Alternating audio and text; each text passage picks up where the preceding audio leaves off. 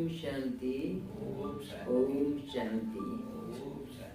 आज परम पिता परमात्मा के 12 जनवरी 77 के महावाक्य और मुरली की हेडिंग है संगम युग पर बालक सो मालिक बनने वालों के तीनों कालों का साक्षात्कार।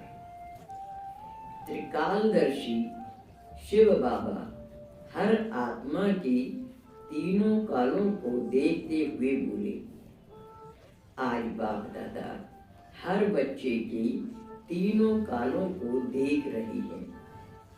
पास्ट यानी भूतकाल में आदि काल के भगत हैं या मध्यकाल के, यानी शुरू से द्वापर से जब से भक्ति स्टार्ट होती है तब से भक्ति स्टार्ट की है या बीच में आए हैं तो भक्ति करना शुरू किया है। तो भक्ति काल मध्यकाल के क्या भक्ति काल समाप्त हो गया है? भक्ति का फल ज्ञान सागर और ज्ञान की प्राप्ति प्राप्त करते हुए ज्ञानी तो आत्मा बने हैं या बन रहे हैं, यानी वर्तमान को भी देख रहे हैं बाबा, तीनों काल देख रहे हैं ना कि भक्ति कहाँ से शुरू की है। तो जो ज्यादा भक्ति करता है ना उसको भक्ति का उतना ज्यादा फल मिलता है, उतना ही बड़ा वो ज्ञानी भी बनता है। तो अब उसके वर्तमान को देख रहे हैं बाबा कि भक्ति का फल ज्ञान सागर और ज्ञान की प्राप्ति करते हुए ज्ञानी तो आत्मा बने हैं या बन रही है। कुछ की ऐसी नेचर होती है कि ज्ञान में आने से ही एकदम भक्ति छोड़ देते हैं, और कुछ लोग कैसे होते हैं कि भक्ति भी चल रही है और ज्ञान में भी आ रहे हैं, दोनों का वो रहता है उनके अंदर, भक्ति को भी नहीं छोड़ पाते और ज्ञान में भी चलते रहते हैं। तो ऐसे को बाबा क्या कहते हैं, दो नाव पर पैर रखना। अब दो नाव पर पैर रखेंगे तो क्या होगा, चिर जाएंगे ना, ज्यादा प्राप्ति नहीं कर पाएंगे। अब जब भक्ति आपके दिमाग में समझ में आ गई कि भक्ति का फल है ज्ञान, जिसकी हम भक्ति कर रहे थे वो ही बनाने के लिए भगवान हमें आया है, तो हम एक ही तरफ पैर रखें ना, वो बनने का पुरुषार्थ करें जो भगवान कह रहा है, चाह रहा है हमसे। अभी हम भक्ति की भी पूजा पाठ कर रहे हैं और भगवान को भी याद कर रहे हैं, तो उसमें हमको उतनी प्राप्ति नहीं हो पाती है। तो इसीलिए बाबा कह रहे हैं कि वर्तमान को भी देख रहे। अच्छा, भक्ति के संस्कार अधीनता अर्थात किसी के अधीन रहना, मांगना, पुकारना, स्वयं को सदा सफलता संपन्नता से दूर समझना, इस प्रकार के संस्कार अभी तक अंश मात्र में रहे हुए हैं या वंश मात्र में भी है। मतलब भक्ति की को बाबा क्या कहते हैं, भक्ति माना भिखारी बन और ज्ञान माना हम बाबा के बच्चे हैं तो अधिकारी पर हमारे। भिखारी की मतलब स्थिति कहाँ तक होती है, गेट पर ही खड़ा खड़ा कहता रहेगा मुझे ये दे दो, कुछ दे दो, कुछ दे दो। अधिकारी होगा बच्चा अपने आप आकर के घर की सब चीज छुएगा तो वो मालिक है। बच्चा घर का मालिक होता है ना, तो पूछ के हमसे टीवी छुएगा क्या, पूछ के हमसे फ्रिज खोलेगा क्या, भाई मालिक है ना बच्चा। तो बाबा यही बात कह रहे हैं कि आप मालिक बनते हो या अभी भी बाबा ये दुख दूर कर दो ना, बाबा ये काम कर दो ना। अगर ये बात है तो ये भिखारी वाली बात हुई ना कि बाबा से हम रिक्वेस्ट कर रहे हैं, बाबा ये काम होना ही है, करना ही है। जैसे बच्चे होते हैं ना, बाप पर कैसे ऐसे करते हैं, स्कूल की फीस देनी है, किताब खरीदनी है, हक से कहते हैं ना, भिखारी तरह से थोड़ी कहते हैं। तो वो हक से हम कह पाते हैं बाबा से कि नहीं। जो राइटियर्स होगा, कर रहा होगा आज्ञा पालन, तो वो हक से कहेगा भी। और जो मतलब अंदर सस्पिशियस माइंड है, नहीं कह पा रहा है क्योंकि अंदर में उसके पूरा भरोसा ही नहीं है भगवान को, इसलिए नहीं कह पा रहा। तो हम तो बाबा के बच्चे हैं, तो बाबा को भिखारी पना भी अच्छा नहीं लगता है। ज्ञान में आने के बाद हम भिखारी पन से कहें तो ये भी बाबा को पसंद नहीं है। तो बाबा इसी बात के ऊपर आज वाणी चला रहे हैं कि मांगना, पुकारना, स्वयं को को सदा संपन्नता से दूर समझना। इस प्रकार के संस्कार अभी तक अंश मात्र में रहे हुए हैं या वंश रूप में भी है। अंश माने बहुत सारे हैं, किसी किसी की तो बिल्कुल नेचर एक टाइप की होती है। वर्तमान समय बाप समान गुण, कर्तव्य और सेवा में कहाँ तक संपन्न बने हैं। देखो अब हमारी पोजीशन क्या होती है, हमारी इनर पावर्स के ऊपर होती है। अगर जो बच्चा लायक होगा, आज्ञाकारी होगा, तो बाप की प्रॉपर्टी पर अधिकार समझेगा। अब जिसके अंदर खुद ही नहीं है संपन्नता, बाप के समान अपने आप को नहीं बनाया है, तो वो रियायता मानता रहेगा। स्थिति की है ना, हमारी इनर पोजीशन कैसी है। बाप के समान हमारे अंदर गुण है, बाप के समान हमारे अंदर शक्तियां हैं, कलाएं हैं, तो हम फिर वैसी बात करेंगे, बाबा ऐसा होना ही चाहिए, ये करना ही है। तो बाप भी संसार में भी बच्चा जो काम करता है ना, बाप उससे पूछ पूछ के करता है, ऐसा करना, ऐसा कर ले, ऐसा। तो ऐसे ही यहाँ पर भी है, हमारा परमात्मा के साथ रिलेशन कैसा है, हम बराबर कितने बनते जाते हैं इक्विवेलेंट परमात्मा के, उसके अनुसार ही हमारी वाणी भी वैसी बनती जाती है संपन्नता की। तो बाबा कह रहे हैं वर्तमान समय बाप समान गुण, कर्तव्य और सेवा में कहाँ तक संपन्न बने। हर गुण, कर्तव्य और सेवा बाप के समान कर रहे हैं, तो आप हमसे कहेंगे बाबा ऐसा करना ही है। वर्तमान के आधार से भविष्य प्रारब्ध कितनी श्रेष्ठ बना रही है।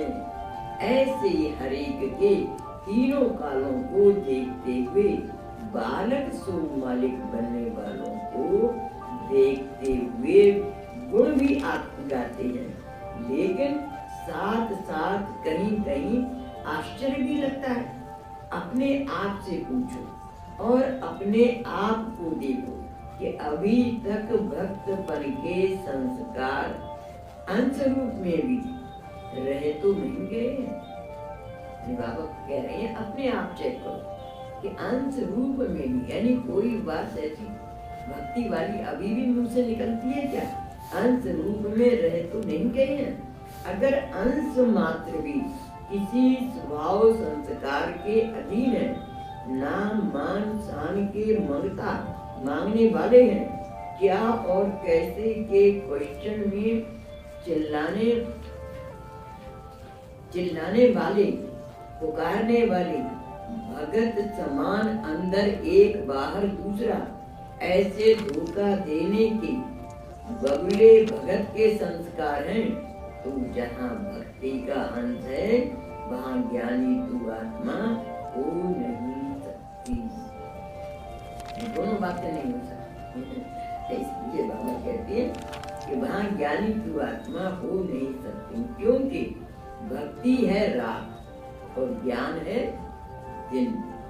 रात और दिन इकट्ठे नहीं हो सकते। ज्ञानी तू आत्मा का स्वरूप दर्शाते हुए बाबा बोले। अब ज्ञानी तू आत्मा के बारे में परमात्मा बता रहे हैं। ज्ञानी तू आत्मा सदा भक्ति के फलस्वरूप ज्ञान सागर और ज्ञान में समाया हुआ रहता है। इच्छा मात्रम विद्या सर्व प्राप्ति स्वरूप होता है, यानी उसके लिए अपने लिए कुछ नहीं मांगेगा।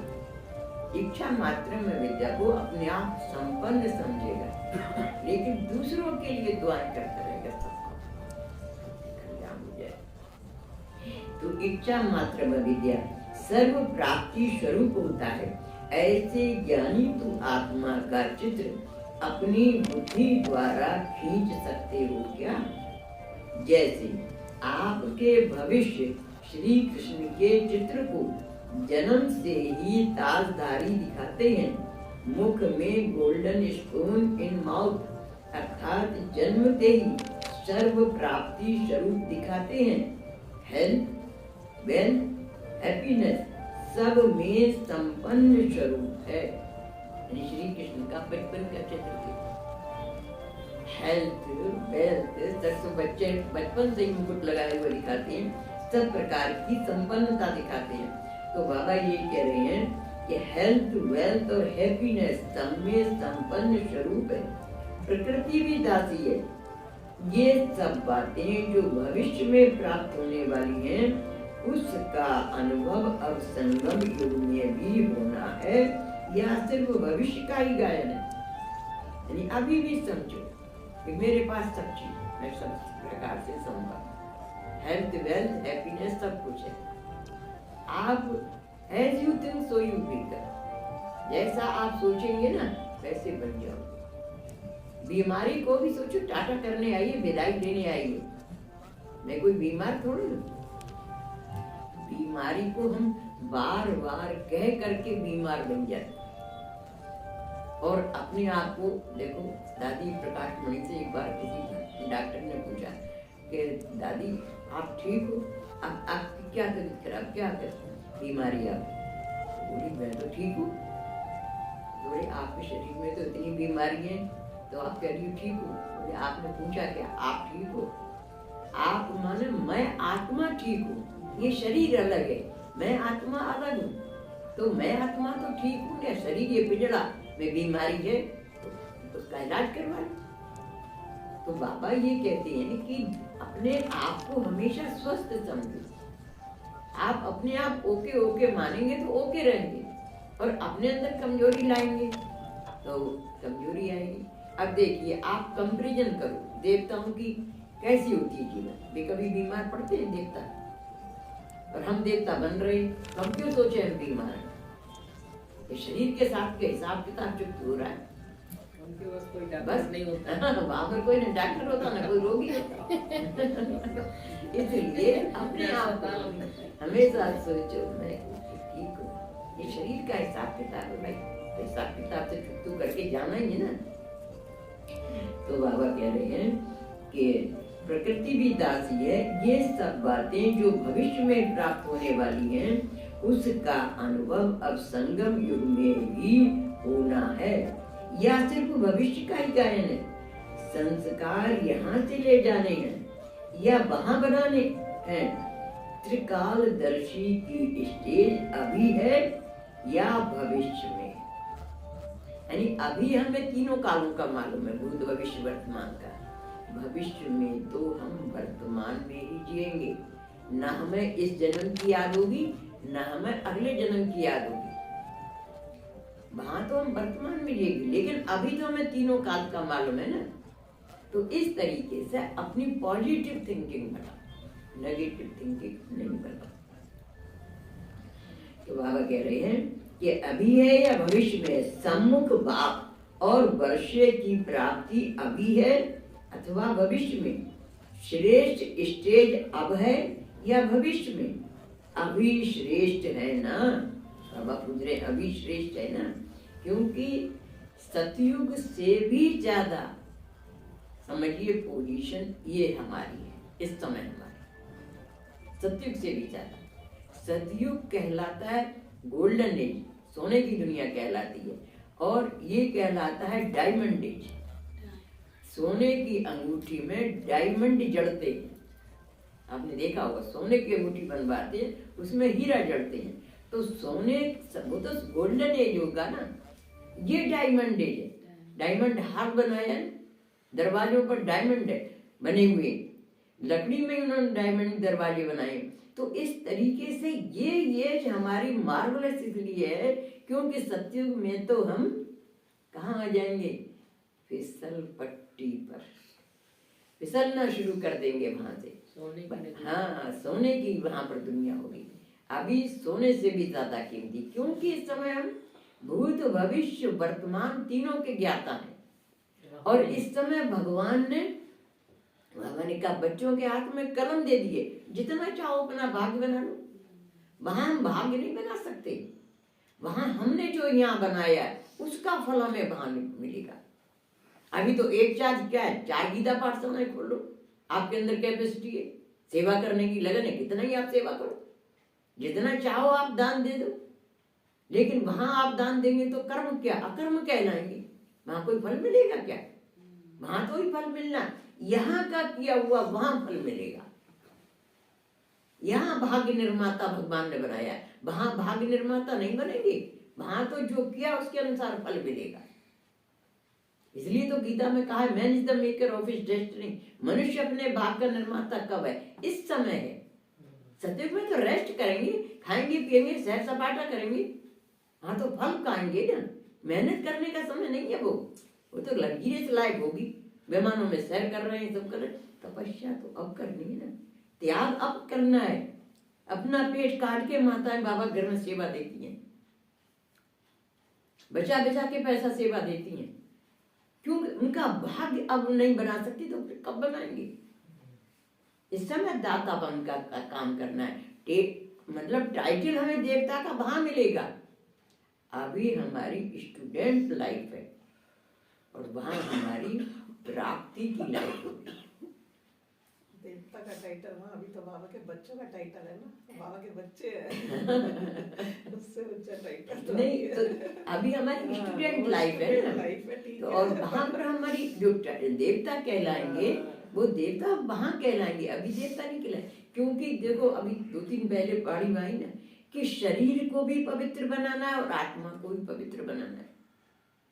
हमारे ऊपर, सबके ऊपर 2500 वर्षों का कर्जा है। इस कर्जे को हमें आत्मा के द्वारा भी, आत्मा को भी इस कर्जे से उतार के नीट एंड क्लीन बनाना है। और शरीर के भी कम खर्चा नहीं है इसमें।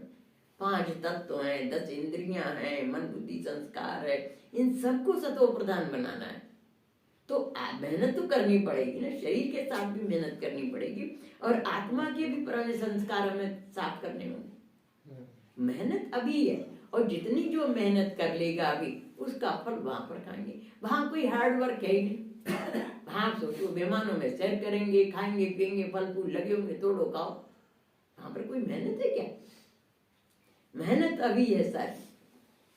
अभी सुबह की क्लास लगाई थी आप, सूरज भाई की सुबह की क्लास चल रही थी। तो सूरज भाई ने कहा अपने ऊपर पापों का इतना बोझ है कि जैसे ये बीमार होते हैं या कोई कार्मिक अकाउंट होता है तो बोझ खत्म ही नहीं हो रहा है, इसलिए अपने को बराबर सफलता नहीं मिल रही है, जबकि बाबा है हमारे साथ।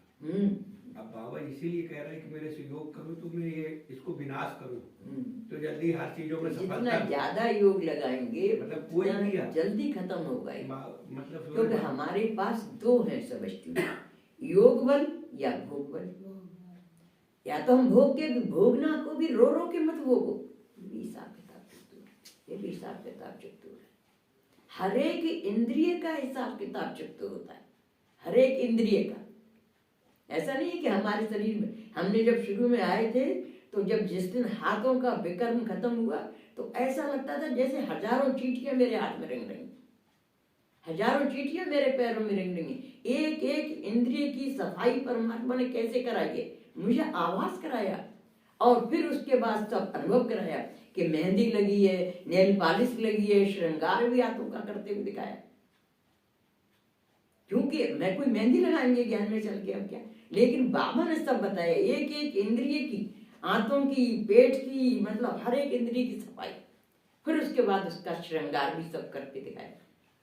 पैरों में महावर लगी है, पायलें पहने हूं, सब ये सब श्रृंगार दिखाया बाबा ने। तो जितना भी कचरा है 63 जन्मों का, वो साफ किए बिना हम नीट एंड क्लीन बन सकते हैं क्या? उठाना तो पड़ेगा नहीं। चलिए, तो बाबा कह रहे हैं संगम युग के अंतिम संपूर्ण स्टेज का चित्र भविष्य चित्र में दिखाते हैं। यानी हमारा जो अंतिम संपूर्ण स्टेज का चित्र है वो भविष्य में दिखाते हैं। भविष्य के साथ पहले सर्व प्राप्ति का अनुभव संगम युगी ब्राह्मणों का है। अंतिम स्टेज पर ताज तखत तिलकधारी सर्व अधिकारी मूर्त बनते हो, माया जीत प्रकृति जीत बनते हो, सदा साक्षी पन के तख्त नशीन, बाप दादा के दिल तख्त नशीन, विश्व कल्याणकारी के जिम्मेवारी का ताजधारी, आत्म स्वरूप की स्मृति के तिलकधारी, बाप द्वारा मिली हुई अलौकिक संपत्ति। कौन सी अलौकिक संपत्ति है? ज्ञान गुण और शक्तियां, इस संपत्ति से संपन्न होते हो। यानी ये है हमारी फाइनल स्टेज जो वर्तमान में हो रही है, बन रहे हैं हम ऐसे। कि फिर से एक बार सुना दूं, अंतिम स्टेज पर ताज तख्त और तिलकधारी सर्व अधिकारी मूर्त बनते, यानी अपने आप को ही आपको दिखाई देने लगेगा अपना ताज तख्त तिलकधारी, माया जीत प्रकृति जीत बनते हो। अपने आप ही लगेगा, आपको महसूस होने लगेगा कि प्रकृति भी पहले तो परीक्षा लेने आती है, फिर ये क्या बन जाती है, बिछौना बन जाती है। जिसको दिखाया है ना, विष्णु को शेष सैया पर लेटे हुए दिखाया है, कहीं आपने देखा वो चित्र, सर्पों की सैया पर लेटा हुआ है और वो सर्प उसके फन उसके रक्षा कर रहे हैं। तो ये फन क्या है, 5 विकार हैं, काम क्रोध लोभ अहंकार। ये पहले डसने के लिए आते हैं, जब आत्मा को देख लेते हैं शक्तिशाली है, तब फिर ये बिछौना बन जाते हैं। तो उसका प्रतीक वास्तव में चित्र ऐसा बनाया। ऐसा नहीं है कि सतयुग का जो विश्व महाराजा बनेगा वो सांप पे सोने जाएगा क्या, लेकिन वो हमारी वर्तमान स्थिति का चित्र है कि हम जब आते हैं ज्ञान में तो बहुत पेपर आते हैं, लेकिन जो शक्तिशाली आत्मा होकर निर्भय होकर भी उनका सामना करती रहती है तो फिर वो बिछौना बन जाते हैं। लेकिन पहले तो पेपरों का सामना करना पड़ेगा ना, अगर घबरा जाते हैं तो छोड़ देते हैं। तो बाबा यही बात कह रहे हैं कि अंतिम स्टेज अभी आपको दिखाई देगी, माया जीत प्रकृति जीत बनते हो, सदा साक्षी बन के तख्त नशीन, बाप दादा के दिल तख्त नशीन, विश्व कल्याणकारी के जिम्मेवारी का ताजदारी। अब देखो, बाप दादा के भी सदा साक्षी बन के तख्त नशीन, साक्षी होकर के ड्रामा को देखो क्या हो रहा है। अपने शरीर का भी सब दिखाई देता है, जो थोड़ी अपनी थोरो स्टडी करते हैं ना शरीर की, उसको सब मालूम पड़ जाता है। तो बाबा कह रहे बाप दादा के भी दिल तख्त नशीन, बाबा के भी दिल तख्त नशीन प्यारे बच्चे होते हैं, क्योंकि सच्चे दिल पर साहब राज, जो मतलब अंदर कुछ बाहर कुछ होते हैं ना, ऐसे बच्चे बाबा को नहीं पसंद। निर्मल मन जन सो मोहि पावा, मोहि कपट छल छिद्र न भावा। अंदर कुछ बाहर कुछ, इसको बाबा क्या कहते हैं, भगत वाली ठगत वाली स्थिति है। कम से कम परमात्मा से तो सच्चे होकर के रहो, दुनिया वालों से जैसा व्यवहार कर रहे, लेकिन कुछ कुछ तो भगवान को भी कैसा व्यवहार कर लेते हैं। तो बाबा कह रहे हैं बाप दादा के दिल तख्त नशीन, विश्व कल्याणकारी के जिम्मेवारी का ताजदारी, कि विश्व कल्याण की जिम्मेवारी हमारे ऊपर है। आत्म स्वरूप की स्मृति के तिलकधारी, हमेशा आत्मिक स्मृति में। ये हिसाब किताब किसका है, शरीर का है। मैं आत्मा शरीर में बैठी इस शरीर की राजा हूं, ऐसे मान करके जो चलते हैं तो आत्म स्मृति के तिलकधारी, बाप द्वारा मिली हुई अलौकिक संपत्ति, ज्ञान गुण शक्तियों, इन संपत्ति से संपन्न होते, यानी सारा ज्ञान है हमको और गुण भी आ जाते हैं परमात्मा के समान और शक्तियां भी आ जाती हैं। इस संपत्ति से संपन्न होती हो, सिंगल ताज भी नहीं डबल ताजधारी होती हो, यानी सिंगल ताज भी उनको अपने आप ही अपने चेहरे के चारों तरफ आभा मंडल दिखाई देगा, सर पे ताज लगा हुआ दिखाई देगा। तो ताजधारी होते हो, जैसे डबल तख्त दिल तख्त और साक्षीपन की स्टेज का तख्त है, वैसे ही जिम्मेवारी तथा सेवा का ताज और साथ साथ संपूर्ण प्योरिटी लाइट का ताज व क्राउन भी होता है। तो डबल ताज, डबल तख्त और सर्व प्राप्ति संपन्न स्वरूप, गोल्डन स्पून यानी सोने तुल्य तो क्या, लेकिन हीरे तुल्य बन जाते हो। बाबा क्या कह रहे हैं, सोने से भी वैल्यूएबल इस समय बन जाते, इसलिए इस जीवन को डायमंड एज कहा जाता है, सतयुग गोल्डन एज कहलाता है। हीरे के आगे तो सोना कुछ भी नहीं, हीरे के आगे तो सोना कुछ भी नहीं, जीवन ही हीरा बन जाता है। ज्ञान के गहने गुणों के गहनों से सजे सजाए बनते हो। भविष्य का श्रृंगार इस संगम युगी श्रृंगार के आगे कोई बड़ी बात नहीं लगेगी। भविष्य का श्रृंगार एक गीत है ना, कहाँ मिलेगा बाबा सतयुग में ऐसा प्यार। भले हीरों के महलों में होंगे सुख की अति भरमार, कहाँ मिलेगा बाबा सतयुग में ऐसा प्यार।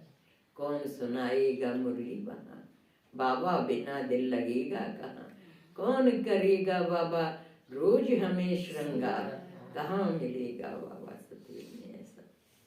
रोना आता ही गीत। हाँ, इस गीत को मैं एक बार गाते गाते रोई, पूछो मत। रोना आता है गीत कि सब सुख होंगे लेकिन सुख दाता तो नहीं होगा, भगवान तो नहीं होगा ना, भगवान की याद भी नहीं होगी। तो मैं बाबा से कहती, बाबा मेरे साथ ऐसा मत करना, मैं तो 84 जन्मों में आपको याद करती हूँ। मैं भी यही कहती हूँ, बस बाबा आप रहना। तो बाबा कहते हैं ज्ञान के गहने गुणों के गहनों से सजे सजाए बनते हो। भविष्य का श्रृंगार इस संगम की श्रृंगार के आगे कोई बड़ी बात नहीं लगेगी। वहां तो दासियां श्रृंगारेंगी और यहाँ स्वयं ज्ञान दाता बाप श्रृंगारता है।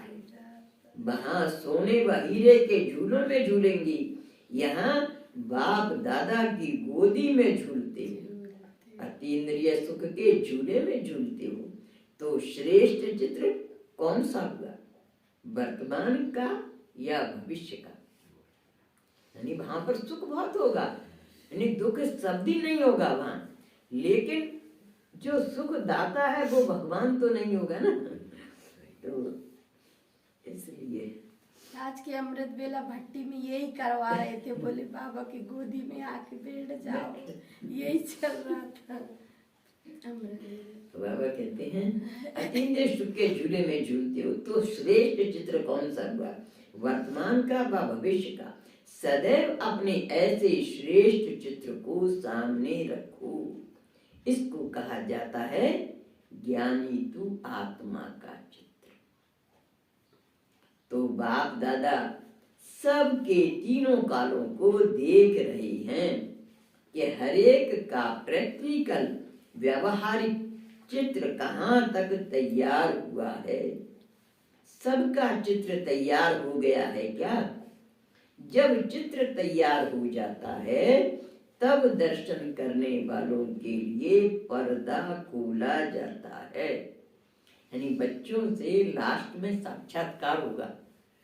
तो बाबा ने एक वाणी में कहा कि अगर आप तैयार नहीं हुए हो और पर्दा खोल दूं मैं, तो कोई पजामा पहन रहा है, एक टांग में पहना एक में नहीं पहना, अच्छा लगेगा। तो इसलिए जल्दी जल्दी तैयार हो जाओ, अपनी संपूर्ण स्टेज को प्राप्त करो। दुनियादारी की बातों में अपने दिमाग को मत उलझाओ। तो संपूर्ण होंगे तो साक्षात्कार होना शुरू हो जाएगा। तो जब चित्र तैयार हो जाता है तब दर्शन करने वालों के लिए पर्दा खोला जाता है। ऐसे चैतन्य चित्र तैयार हो जो समय का पर्दा खुले। बाबा कह रहे हैं हम सब क्या हैं, चैतन्य चित्र हैं। तो चैतन्य चित्र तैयार हो जो समय का पर्दा खुले। दर्शन सदैव संपूर्ण मूर्ति का किया जाता है, खंडित मूर्ति का दर्शन नहीं होता। खंडित मूर्ति हो जाती है, जरा सी भी खंडित हो जाती है मूर्ति। एक मूर्ति हमारे बाबा लाए थे, एक अंगुली टूट गई थी रास्ते में लाने में, फिर उसकी स्थापना नहीं करते, फिर उसको संग्रहालय में रख देते। लेकिन पूरी मूर्ति होगी, हमारी भी संपूर्ण मूर्ति जब तैयार होगी तब साक्षात्कार होना शुरू हुआ। तो किसी भी प्रकार की कमी अर्थात खंडित मूर्ति दर्शन कराने योग्य बने हो क्या। स्वयं का सोचते हो या समय का सोचते हो। स्वयं के पीछे समय परछाई है। स्वयं को भी भूल जाते हो इसलिए मास्टर त्रिकालदर्शी बन अपने तीनों कालों को जानते हुए स्वयं को संपन्न मूर्ति अर्थात दर्शन मूर्ति बनाओ। समझा? बाबा क्या कहते हैं? समझा? फॉलोड, अनुकरण करो बाबा की बात करो। समय की गिनती नहीं करो, बाप के गुणों व स्वयं के गुणों की गिनती करो। यानी समय कितने समय बाकी है इसकी गिनती नहीं करो, बाप के गुणों व स्वयं के गुणों की गिनती करो कि हमारे अंदर बाप के समान गुण आए हैं, भगवान समान बने हैं। भगवान क्या बना रहा है? अपने समान बना रहा है ना। हम भी गीत क्या गाते थे? यही है तमन्ना बने बाबा तुम साथ चले, साथ घर को घड़ी ऐसी आए। बड़ा फेवरेट सॉन्ग था ये हमारा। यही तमन्ना, तमन्ना तो करते हैं लेकिन बने हैं क्या? तो बनना है, बनने में पुरुषार्थ में मेहनत होती है, बनने में मेहनत होती है। गाने में कितनी सरल बात, गीत रट लिया गा लिया। तो बाबा कहते हैं बाप के गुणों व स्वयं के गुणों की गिनती करो, स्मृति दिवस तो मनाते ही रहते हो। बाबा की पुण्यतिथि को क्या कहते हैं? स्मृति दिवस। लेकिन अब स्मृति स्वरूप दिवस मनाओ, वैसा स्वरूप बन जाओ। स्मृति स्वरूप दिवस बनाओ। इसी स्मृति दिवस का यादगार शांति स्तंभ, पवित्रता स्तंभ, शक्ति स्तंभ बनाया। माउंट आबू में है ना शांति स्तंभ, ये बाबा की यादगार का है। पवित्रता स्तंभ, शक्ति स्तंभ बनाया है। वैसे ही स्वयं को सर्व बातों का स्तंभ बनाओ। स्तंभ माने पिलर, इतने मजबूत हो कि पिलर को कोई हिला नहीं पाता, ऐसे हम मजबूत बन जाए, शक्तिशाली बन जाए। तो स्वयं को सब बातों का स्तंभ बनाओ जो कोई हिला न सके। बाप के स्नेह के सिर्फ गीत नहीं गाओ, लेकिन स्वयं बाप समान अव्यक्त स्थिति स्वरूप बनो। यानी भगवान की महिमा कह रहे हैं बाबा नहीं गाओ, लेकिन आप महिमा योग्य बन जाओ, लोग आपकी महिमा करें, ऐसे गुणवान बन जाओ। तो स्वयं को सब बातों का स्तंभ बनाओ जो कोई हिला न सके। बाप के स्नेह के सिर्फ गीत नहीं गाओ, लेकिन स्वयं बाप समान अव्यक्त स्थिति स्वरूप बनो जो सब आपके गीत गाएं। यानी आप इतने अच्छे बन जाओ कि लोग आपके प्रशंसा करें, गीत गाएं। गीत भले गाओ, लेकिन जिसके गीत गाते हो वो स्वयं आपके गीत गाए। यानी भगवान हमारी प्रशंसा करे।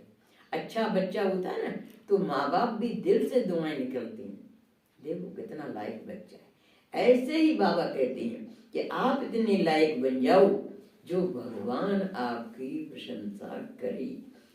जिसके गीत गाते हो वो स्वयं आपके गीत गाए, ऐसे अपने को बनाओ।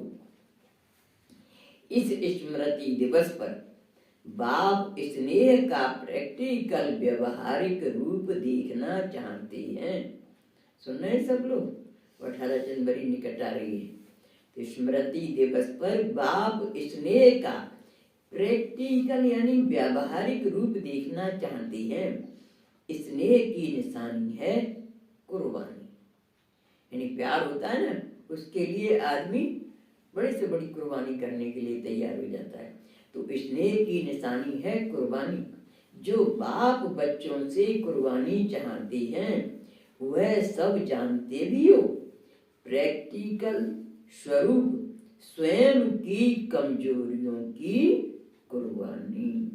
यानी बाबा क्या कह रहे हैं कि आपके अंदर जो कमजोरियां हैं उन कमजोरियों को आज 18 जनवरी पर सबको स्वाहा करना है, अपने आप को परफेक्ट बनाना है। देखो हमारी जो डिग्री है उसमें सब में संपन्न और संपूर्ण शब्द आता है। सर्वगुण संपन्न, 16 कला संपूर्ण, संपूर्ण निर्विकारी, संपूर्ण अहिंसक, मर्यादा पुरुषोत्तम। पांचों बातों में सुपरलेटिव डिग्री है। तो हमें सुपरलेटिव बनकर दिखाना है। आई एम दी बेस्ट, ऐसे करके बताना है। तो इसलिए 4-5 दिन है, अभी 1 सप्ताह है ना 18 जनवरी में, 18 जनवरी में, हाँ है। तो सब लोग इतनी मेहनत करो अपने ऊपर, जो भी अपने अंदर बुराइयां सबको खत्म करते जाओ। I am the best.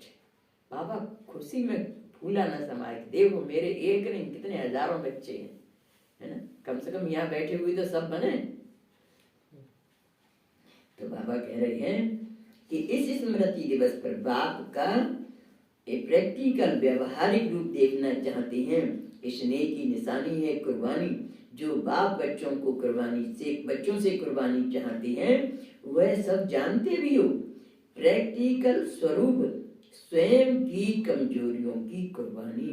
इस कुर्बानी के मन से गीत गाओ कि बाप के स्नेह में कुर्बान किया। स्नेह के पीछे कुर्बान करने में कोई भी मुश्किल व असंभव बात भी संभव और सहज अनुभव होती है। प्यार होता है ना, तो प्यार के पीछे बड़ी से बड़ी चीज को भी कुर्बान कर देते हैं। और क्या कहते हैं, अल्लाह को प्यारी है कुर्बानी कुर्बानी कुर्बानी। तो भगवान की खातिर कष्ट सहन कर लो, भगवान की खातिर।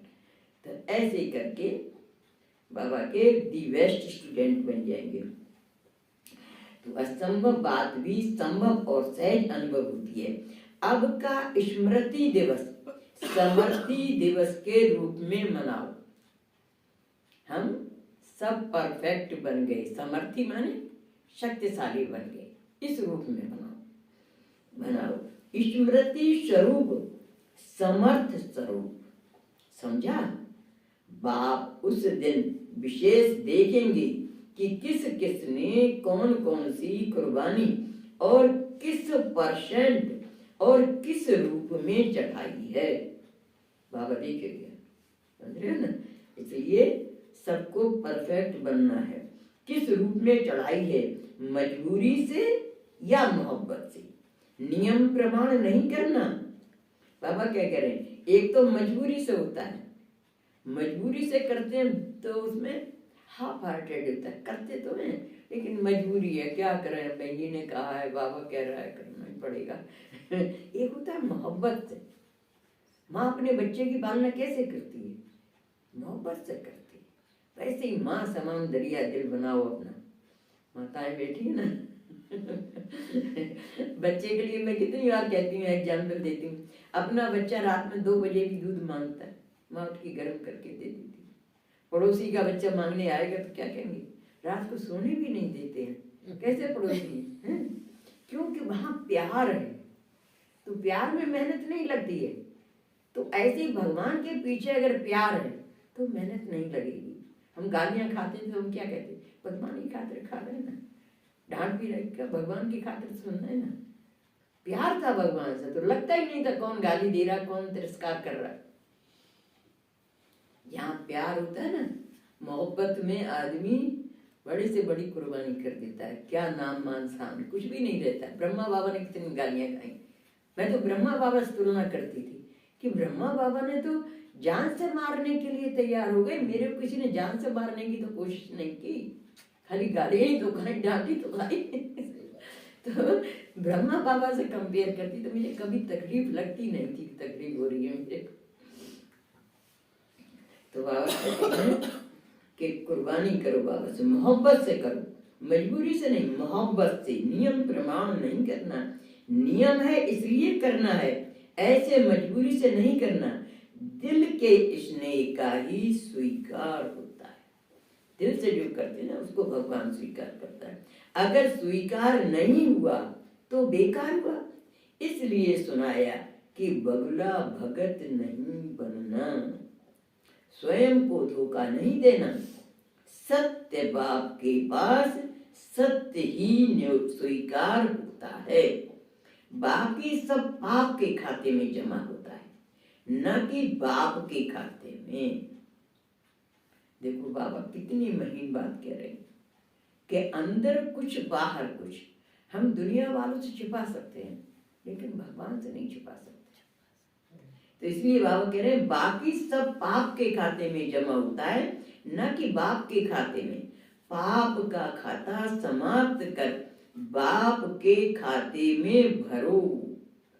कदम में पद्मों की कमाई कर पद्मा पदम पति बनो। अच्छा, मतलब हमारे कदम कदम में पदम, क्योंकि परमात्मा क्या कह रहे हैं, आप जितना यहाँ पर करेंगे उसका मल्टीप्लाई करके मैं सतयुग त्रेता में रिटर्न दूंगा। तो कितना हमारा होगा भाग, आप सोचो। अगर हम भगवान की खातिर टॉलरेट कर रहे हैं, भगवान की खातिर गालियां खा रहे हैं, तो वो भगवान नहीं देखता है क्या? वो हमको कितना और प्यार करता है। जितना हम भगवान के लिए कष्ट उठाते हैं उतना वो हमें ज्यादा प्यार करता है। मेरा प्रैक्टिकल का अनुभव है कि ऐसे जैसे बच्चों को मुंह में खिलाते, कितनी बार मुझे ऐसे अनुभव हुआ कि मेरे मुंह में टोली आई है। बैठी तो मैं यहाँ रहती थी, सब बच्चों के साथ थोड़ी होती थी मैं तो, लेकिन मुझे अनुभव ऐसे होता था। तो बाबा कह रहे हैं कि पाप का खाता समाप्त कर बाप के खाते में भरो।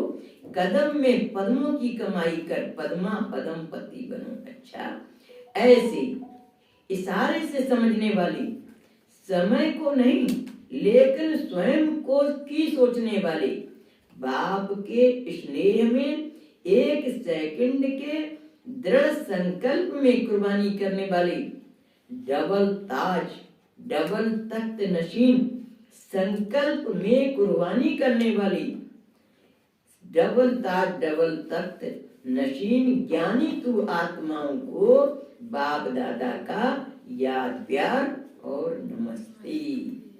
ऐसा श्रेष्ठ बनाने वाले बाप दादा को हम रूहानी बच्चों का याद प्यार और नमस्ते नमस्ते नमस्ते। हम सब नमस्ते और बन जाए। फिर टीचर्स के लिए बाबा ने स्पेशल एक पैराग्राफ वाणी चलाई है, सुना दो। टीचर्स अर्थात सेवाधारी। सेवा में सफलता का मुख्य साधन है त्याग और तपस्या।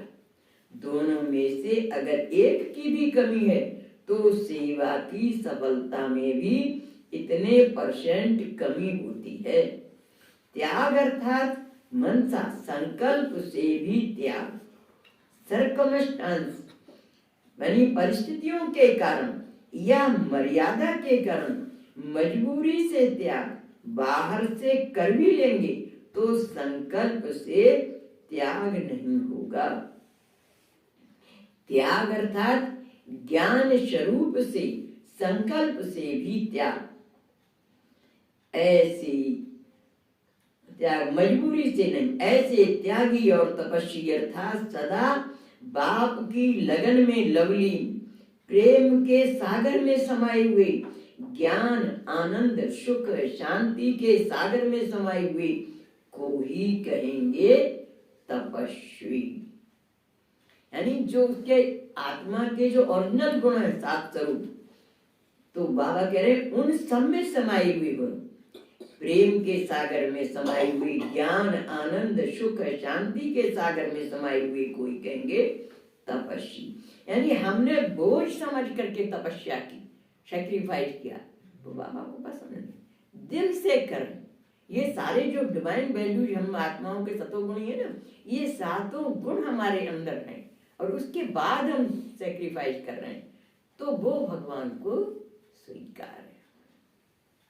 तो तपस्वी ऐसे त्याग और तपस्या वाले ही सेवाधारी कहे जाते हैं। ऐसे सेवाधारी होना, बाबा पूछ रहे हैं, त्याग ही भाग्य है, बिना त्याग के भाग्य नहीं बन सकता। इसको कहा जाता है टीचर।